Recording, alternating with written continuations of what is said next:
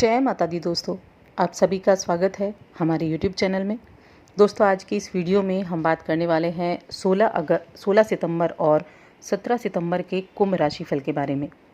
16 और 17 सितंबर का दिन कुंभ राशि के लोगों के लिए कैसा रहेगा, इन 2 दिनों में किस तरह के नक्षत्र होंगे, कौन सा ग्रह राशि परिवर्तित करेगा और वो आपकी दिनचर्या को कैसे प्रभावित करेंगे, जानेंगे सब कुछ विस्तार से। आपका शिक्षा, आपके स्वास्थ्य, प्रेम जीवन, पारिवारिक जीवन, दाम्पत्य जीवन, करियर, व्यापार, नौकरी, हर चीज़ के बारे में बात करेंगे।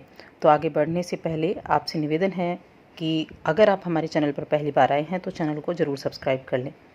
पास में जो बेल का आइकन है उसको प्रेस कर दें ताकि हमारी आने वाली सभी वीडियोज़ की नोटिफिकेशन आप तक पहुंच सके। तो चलिए जान लेते हैं इन 2 दिनों की ग्रह नक्षत्रों की स्थिति, तिथि और योग के बारे में। दोस्तों, ये 2 दिन बहुत ही महत्वपूर्ण भी होने वाले हैं क्योंकि 16 सितंबर का जो दिन है ये सूर्य का राशि परिवर्तन इस दिन होगा। सूर्य इस दिन राशि बदलेंगे और जो 17 सितंबर का दिन है ये अमावस्या तिथि होगी, ये सर्वपितृ अमावस्या होगी। तो 16 सितंबर की बात करें तो ये कृष्ण पक्ष की चतुर्दशी तिथि है, यानी श्राद्ध पक्ष की चतुर्दशी है और मघा नक्षत्र है। इस दिन सिद्ध नाम का योग बनेगा सुबह 7:42 तक, उसके बाद साध्य नाम का योग बनेगा। बुधवार का दिन है, सूर्य सिंह राशि में रहेंगे शाम 7:30 बजे तक और चंद्रमा भी सिंह राशि में चल रहे हैं। इस दिन कोई अभिजीत मुहूर्त भी नहीं है।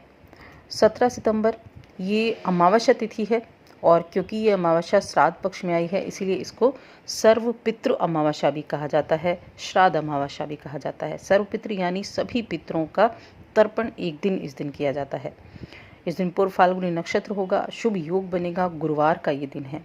सूर्य कन्या राशि में जा चुके हैं उत्तर फाल्गुनी नक्षत्र में और चंद्रमा शाम 3:07 तक सिंह राशि में ही रहेंगे।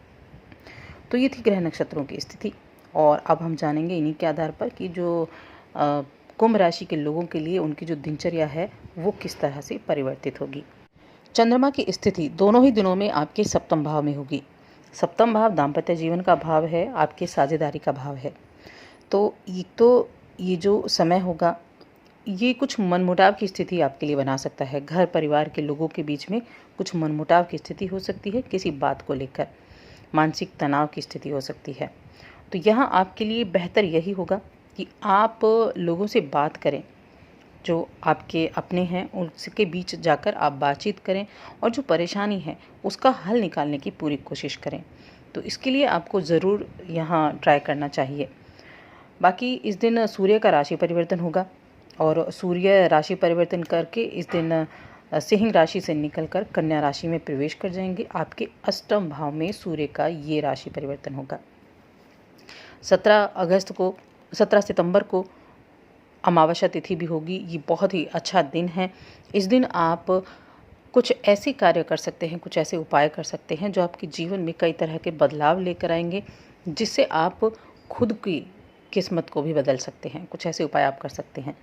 इन 2 दिनों में परिवार की खुशियों के लिए आपको आपसी तालमेल बनाकर चलना होगा क्योंकि परिवार वाले बहुत महत्वपूर्ण होते हैं, इसीलिए उनके साथ आप जो परेशानियां हैं उन सभी परेशानियों को सबसे पहले दूर करते हुए दिखाई देंगे।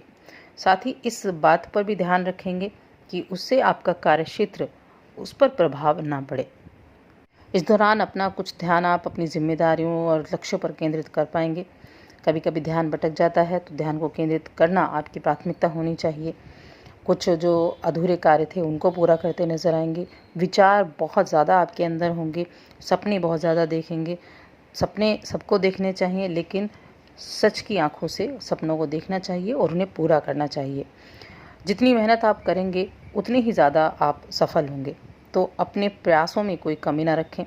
प्रयासों में कमी रखेंगे तो अपने कार्यों को आप पूरा नहीं कर पाएंगे। आर्थिक स्थिति की बात करें तो आपकी आर्थिक स्थिति इन दोनों ही दिनों में ठीक ठाक बनी रहेगी, इस बात से संतुष्ट रहिए। बस पारिवारिक स्थिति ही थोड़ी सी आपकी तनावपूर्ण रहने वाली है, वरना आर्थिक स्थिति, करियर के लिहाज से दोनों दिन अच्छे रहने वाले हैं। कोई नुकसान की यहाँ योग नहीं है, कोई बड़ा नुकसान नहीं होगा और फ़ायदा होगा, आप खुश रहेंगे। जो व्यापारी लोग हैं, साझेदारी में व्यापार करते हैं, ये दिन उनके हो सकते हैं। कहा जा सकता है व्यापारियों के ही ये दिन है। जो काम आपके हाथ में हैं वो तेज़ी से पूरे हो जाएंगे, उनमें तेज़ी आएगी, कुछ नए काम भी मिलेंगे, कुछ नई डील भी फाइनल होगी। और अगर आप राजनीति में जुड़े हुए हैं तो समझिए कि कोई बड़े फ़ायदे का कोई बड़ा काम आपके हाथ लगने वाला है। राजनीति से जुड़े हुए लोगों के लिए ये समय काफ़ी अनुकूल रहने वाला है। इस दौरान आप सही समय पर जिस भी कार्य को सही समय पर आप कर पाएंगे तो उसका लाभ आपको निश्चित रूप से मिलेगा। प्रेम जीवन की यदि बात करें तो ये समय प्रेम जीवन के लिए अच्छा है, प्रेम संबंध अच्छे रहेंगे। अगर पार्टनर की खोज में है तो इस दौरान आपके कुछ रिश्ते या विवाह प्रस्ताव भी इस दौरान आ सकते हैं और हो सकता है कि आप उसके लिए हाँ भी भर दें। तो ये समय आपके लिए यादगार बन जाएगा। बाकी जीवन साथी के साथ आपको इस दौरान थोड़ा सा संयम से पेश आना होगा। जीवन साथी के साथ संयम से पेश आएंगे तभी आपकी जो पारिवारिक स्थितियां हैं वो सुदृढ़ बन सकेंगी। विद्यार्थियों की बात करें तो सप्तम भाव में चंद्रमा की स्थिति है। आपके लिए सप्तम भाव के चंद्रमा यहाँ ठीक ठाक रिजल्ट देंगे विद्यार्थियों के लिए। बस आपको एक चीज़ ध्यान रखनी है कि मेहनत से ही फल मिलता है, तो मेहनत पर ज़्यादा ध्यान देनी है। और अगर आपका ध्यान केंद्रित नहीं हो पा रहा है तो उसके लिए आप मेडिटेशन कर सकते हैं, योग कर सकते हैं, ताकि आप अपनी पढ़ाई पर ज़्यादा से ज़्यादा ध्यान दे सकें। तो इन चीज़ों को आप ज़रूर ध्यान रखें। अगर स्वास्थ्य की बात करें तो स्वास्थ्य को लेकर सावधानी बरतें। नियमित रूप से आपको व्यायाम करना है और इस दौरान अगर आप देखिए स्वास्थ्य की तरफ ध्यान देते हैं, व्यायाम आदि करते हैं, अपने खाने पर ध्यान देते हैं तो काफ़ी ऊर्जावान खुद को महसूस करेंगे। तो इसलिए स्वास्थ्य का आपको ध्यान ज़रूर रखना है। अब जानते हैं कि 17 सितंबर का जो दिन है, जो सर्वपितृ अमावस्या है, आप इस दिन में क्या कर सकते हैं, क्योंकि ये बहुत ही अच्छा दिन है। सर्वपितृ अमावस्या श्राद्ध का अंतिम दिन होता है और ये पितरों की विदाई का दिन होता है। पितृ विसर्जन अमावस्या के नाम से जाना जाता है। ये जो सर्वपितृ अमावस्या है, इस दिन आप कुछ ऐसे कार्य कर सकते हैं जो आपके जीवन में कई तरह से आपको सपोर्ट करते हैं, जो आपके जीवन में आगे बढ़ने के लिए आपको प्रेरित करते हैं। तो इस दिन आप क्या करें, इस दिन आप अपने जो पितृ हैं उनके निमित्त तर्पण करें।